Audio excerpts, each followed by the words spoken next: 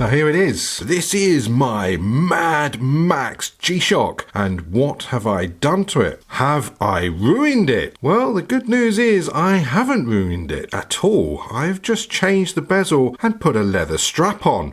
So let me show you the details of what I've actually done. Did I just say leather strap on?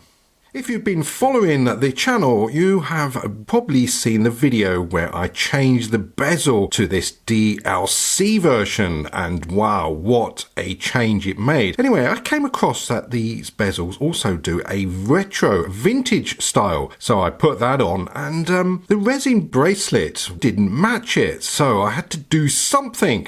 So I decided to have a little rummage in my watch spare drawer and found a nice leather strap. And I've modified it and made it fit. And the look was instant. It was a Mad Max. So the beauty about these bezels, it only requires these screws on the lugs to be removed, and then it's just a matter of dropping it down. You don't actually have to peel it off over the buttons like you do on the resin bezels. This is what it looks like sort of when you receive these sort of retro bezels. The edging is all worn down for you, and it sort of has that sort of satin look. I've added some extra scratches to really give it that beaten up look. Now this strap is a lovely two-tone suede on the top stitched strap, and I did have this sort of sitting around. I've chopped the keeper there, the leather keeper, and fitted a black keeper, and it has G-Shock, so yes, look at that, it fits perfectly. And then on the end I replaced the sort of standard chrome buckle, and I've fitted a Japan CASIO buckle. Look at that, that is all original. I think that's from about 87, I believe. Anyway, what is your sort of impression on that?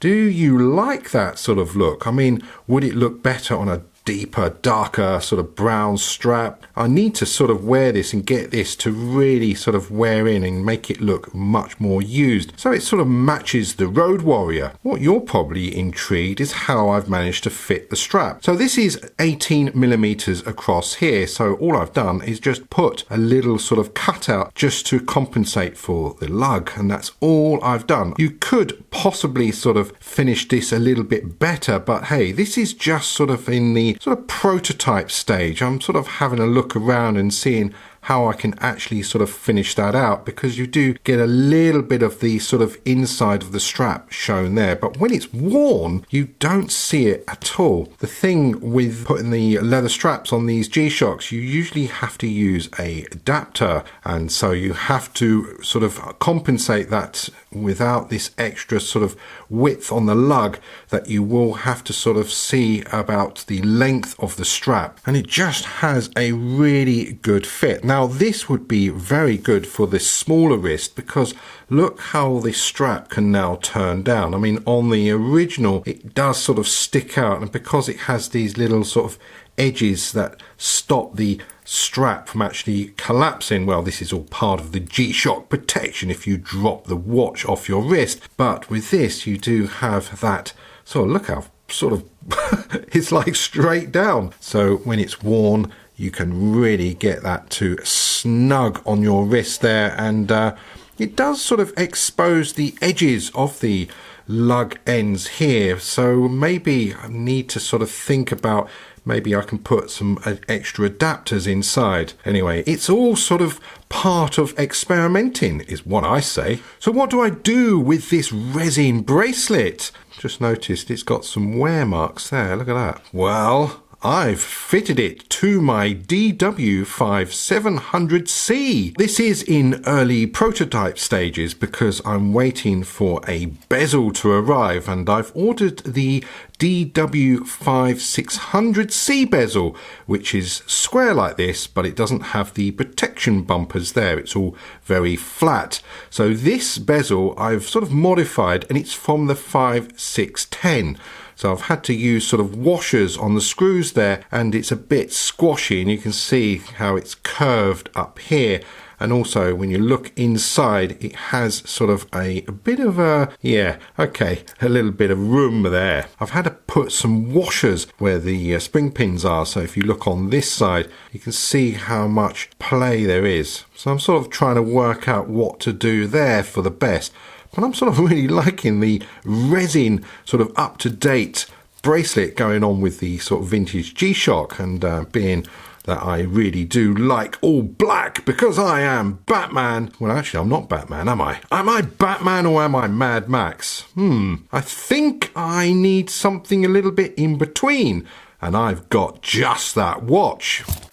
I've got my Arnie sitting on rich brown leather. What a contrast that is. Of course, it's absolutely useless now when I go swimming, but hey, it's a little bit of fun, and being that these are drilled lugs, you can swap them over very quickly. Now that's sitting on a nice 22. It's a very thick leather. Now this is off a Parnis watch I have, so it's absolutely perfect for this. And at the end, I've got it fitted on the original buckle, which is from the Turtle. Look at that, got all the little thread hanging off, so it gives it that real vintage look, and you could actually mistake that for the genuine Arnie back in the 80s. Now it's on leather, so I know it's completely ruined it. Now I can't use it for any water activities, but hey, being that it's on these drilled lugs, I can quickly swap it over and get it back on its silicone shoes. So here it is on the wrist,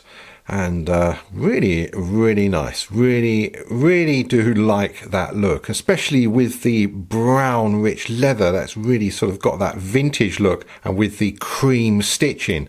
Anyway, so it's quite a sort of an experimental sort of thing to do, and yeah, get a little bit bored sometimes, and it's nice to sort of change the straps around. Suddenly you sort of get a completely different look on a watch. Now, do you like it, which is more important? So what's your thoughts on the Mad Max? Look at that, with the keeper on the end there. Really does look sort of, yeah, maybe the tan is a little bit too light. Maybe it looks a bit too flesh color. So maybe I need to make that a little bit darker brown. Being that it's sort of this sort of style, it means that you can really throw this G-Shock around and not care at all. Hey, there's another side to this. And then there's this Frankenstein. What are you thinking of that? Have you ever seen a resin bracelet fitted to a vintage G-Shock? Sort of something I'm working on. So it's just sort of giving an idea of what is actually possible.